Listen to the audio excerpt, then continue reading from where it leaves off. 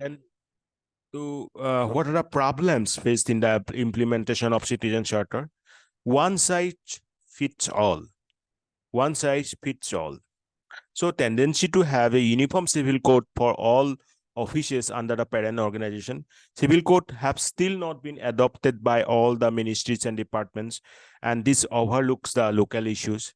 Then silo operations mean devoid of participative mechanism in a majority of cases, not formulated through a consultative process with cutting edge staff who will finally implement it. মানে consultative based process হ'ব লাগে. Silo operations আমি ক'ব বিচাৰিছো devoid of participative mechanism থাকিব লাগিব. Non-dynamic charters are very rarely updated, making it a one-time exercise frozen in time. So they should be made dynamic, right? Then poor design and content, lack of meaningful and succinct civil code, absence of critical information that end users need to hold agencies accountable. So poor design and content, lack of contents are there. Then lack of public awareness. Only a small percentage of end users are aware of the commitments made in the civil code or CC. Right. Made in the CC. Since effective efforts of communicating and educating the public about the standards of delivery promise have not been undertaken, only few know about the different commitments made in the CC, right? So that should not be the case. So some kind of people awareness should be made. Stakeholders not consulted, end users, civil society organization, NGOs are not consulted when CCs are drafted.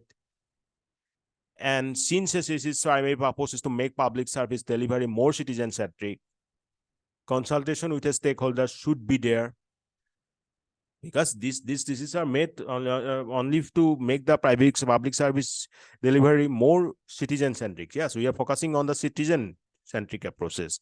Citizens are the main part here. So we are not consulting with them to make some kind of what I can say, some policies, drafting some policies. So this is not good. Stakeholders should be consulted. Then measurable standards of delivery are rarely defined, making difficult to assess whether the desired level of service has been achieved or not. Then poor adherence, little interest shown by the organization in adhering to their CC, since there is no citizen-friendly mechanism to compensate the citizen if the organization defaults. So poor adherence are there. Then way forwards can be like wide consultation process. CC should be formulated after extensive consultation with the organization, followed by a meaningful dialogue with the civil society. Yes, consultation should be made because we are focusing citizen-centric services. Then participatory process includes civil society in the process to assist. Just a minute. To assist in improvement of the contents in the charter. Because if we are talking about the citizen charter, then what happens? The participation from the citizens should be there. Its adherence as well as educating the citizens about the importance should be the vital mechanism. Then firm commitments may be made. Citizen charter must be precise and make firm commitments of service delivery standards to the citizens and consumers in a quantifiable terms wherever possible. Then redressal mechanism in case of default, clearly lay down some relief while the organization is bound to provide if it has defaulted on the promised standard of delivery. One size does not fit all. Formulation of citizen charter should be a decentralized activity with the head office providing only broad guidelines. Yes, decentralization approach should be there. You cannot expect that one citizen charter will be going to fit for all. Some local level charter should be there. Periodic updation should be there.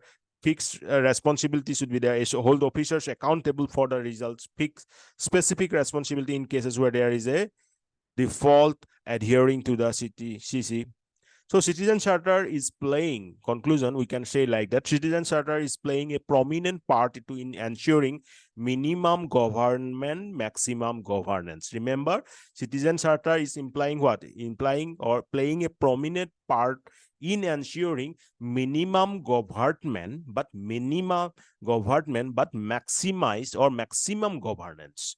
So changing the nature of the charters from non-justiciable to justiciable and adopting penalty measures that will make it more efficient and citizen-friendly. The Civotian model proposed by the Second Administrative Reforms Commissions for Public Service Delivery can be regarded as a standard model for providing services in citizen-centric governance. We all know about the Civotian model of the Second Administrative Reform Commission. So that Civotian model should be adopted for public service delivery. Right, in that way, we can guarantee some citizen-centric governance. So today we talk about this citizen charter. I think that this is again a very important. Let me briefly all the things what we have discussed. So we have found that citizen charter represent the commitment of the organization towards a standard, quality, and time frame of service delivery, review and redressal mechanism, and transparency and accountability. And this means this responsibility is given to what? The Department of Administrative Reforms and Public Grievances in Government of India. And this is very important. This citizen charter is very important because this builds or this enshrines the trust between the service provider and the users. Now, what is the basic objective? Basic objective of CC, that is citizen charter, is to empower the citizen in relation to the public service delivery. Now, some importance of citizen charter in a developing nation like India, because to make administration more accountable and citizen friendly, to ensure transparency, to make measures to improve customer service, to adopt stakeholder approach, both saving time of both administration and citizen side. Now, what are the problems we are facing? Because of centralized approach, we are now having one size fits all approach. That should not be the case, because one uniform civil code may not be going to fit for all the organization or departments. Silo operations are there, means devoid of participative mechanism.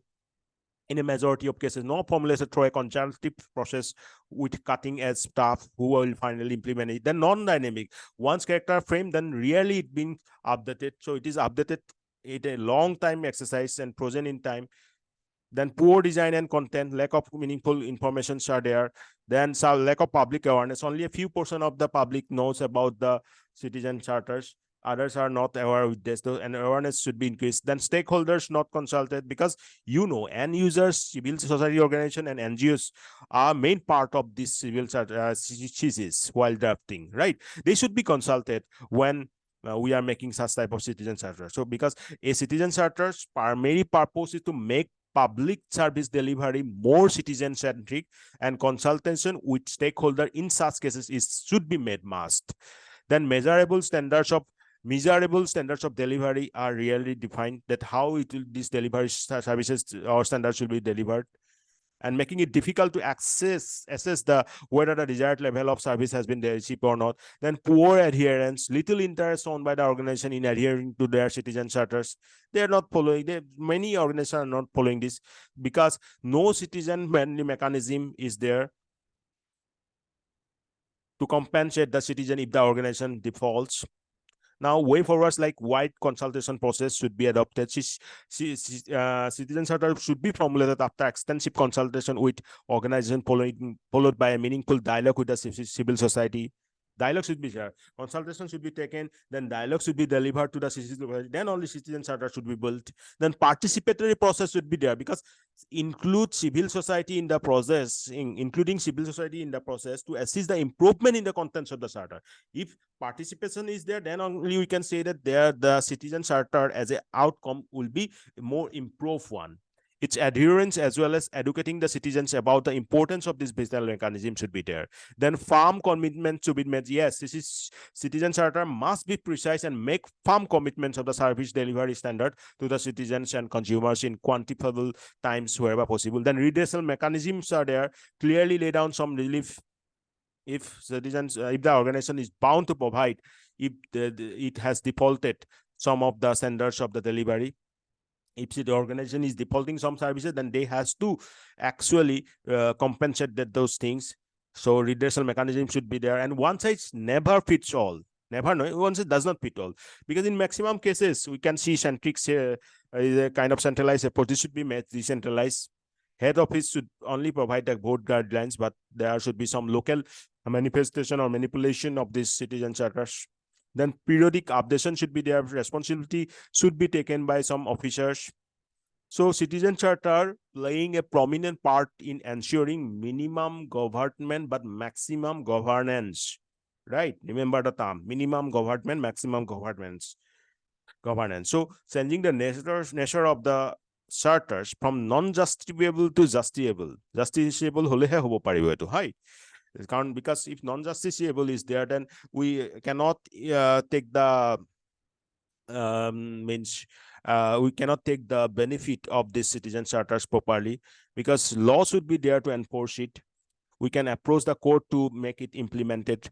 So it should be made from non-justiciable to the justiciable. Adopting penalty measures if some organization is defaulting it, then only it can be made efficient and citizen friendly. So in this case, Civotam model proposed by second administrative reforms. Remember the term Civotam model. One day I will go through this model and present it to you also. The Civotam model proposed by the Second Administrative Reform Commission for Public Service Delivery can be regarded as a standard model for providing service in the citizen-centric guidance. With this, we have completed all the model questions for the first test of the upcoming APSc mains examination. Very soon we'll meet with some new question. Till then, take care. Bye-bye.